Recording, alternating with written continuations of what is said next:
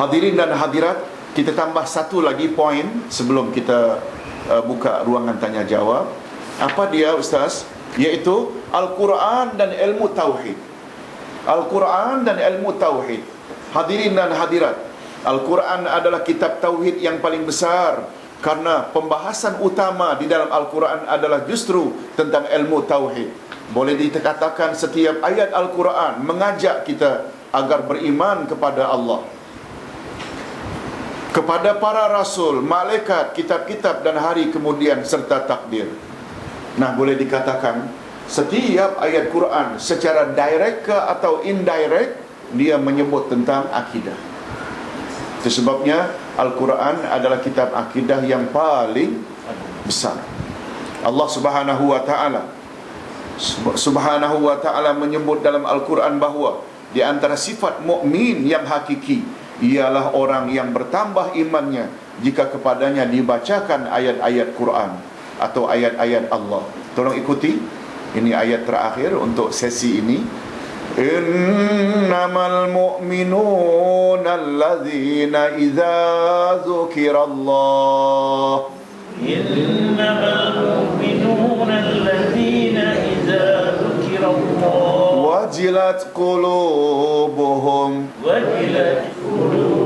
wa idza tuliyat alaihim ayatuh zadathum imana wa ala rabbihim yatawakkalun. Sesungguhnya orang-orang yang beriman itu adalah mereka yang apabila disebut nama Allah maka gemetarlah hati mereka, dan apabila dibacakan pada mereka ayat-ayat Allah niscaya bertambah-tambah iman mereka karenanya, dan kepada Tuhanlah mereka berserah diri atau bertawakal. Rupanya karena Al-Quran kitab akidah yang paling besar, iman kita boleh bertambah bila kita faham Quran. Itu sebabnya Ustaz sebut pada tempat yang lain, anak Umar ibnul Khattab, iaitu Abdullah bin Umar ibnul Khattab radhiyallahu anhuma pernah berkata, tolong ikuti, ta'allamnal iman summa ta'allamnal Quran fazdadna imana. Mula-mula kami belajar dari Nabi tentang iman, kemudian setelah itu dah belajar iman, kami belajar pula Al-Quran, dan dengan mempelajari Al-Quran bertambah-tambah iman kami. Betul tak? Apa sebab dengan Al-Quran iman jadi bertambah? Apa sebab? Pertama, keterangan dalam Al-Quran adalah pasti, tak ada ragu sedikit pun. Betul tak?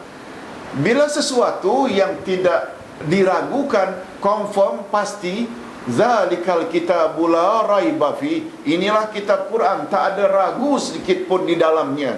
Betul tak semua keterangan dalam Quran kita yakini saja, dan yakin itulah dia akidah. Itu sebabnya subjek yang paling popular, yang Ustaz paling suka, akidah dan tafsir. Sebab dia combine ini membuat kita makin yakin. Mula-mula kita dikatakan oleh Nabi umpamanya, di kiri kananmu itu ada malaikat pencatat. Lalu bila kita baca ayat Quran, oh betul, rupanya yang Nabi sebut ada 2 malaikat, ada ayat menyebutnya.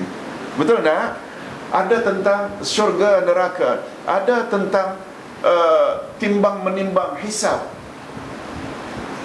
Nabi kata nanti bila kita dah meninggal dunia pada hari kiamat dibangkitkan akan ditimbang. Nah, jumpa dalam surat Al-Qari'ah, fa amma man thaqulat mawazinuhu fa huwa fi 'ishatir radiyah. Siapa yang timbangan amal baiknya lebih berat berbanding amal jahatnya, dia akan masuk syurga penuh diredai. Wa amma man khaffat mawazinuhu fa ummuhu hawiyah. Siapa yang timbangan amal baiknya ringan, dia akan dimasukkan dalam api yang bernyala-nyala. Kita baru dengar penjelasan dari Ustaz umpamanya. Tiba-tiba kita baca ayat itu dan kita faham pula terjemahannya. Oh betul Ustaz itu kata, betul tak? Dia membuat lebih memantapkan kerana kita dah tahu dalil. Itu maksud. Hadirin dan hadirat, Ustaz kira cukup sampai di sini dulu dari Ustaz. Kalau ada yang kita masih ragu-ragu, silakan. Ada yang tak ditanya, silakan.